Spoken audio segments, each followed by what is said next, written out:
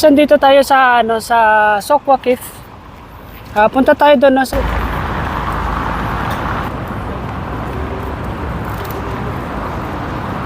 Danat Al-Bahar.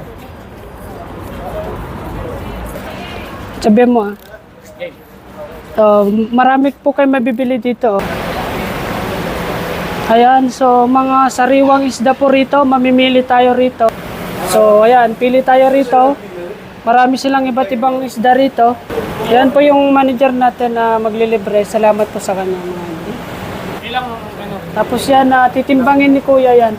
So shoutout sa ating mga taga Danat Al-Bahar. Napakabuti po nila mga ibabaw.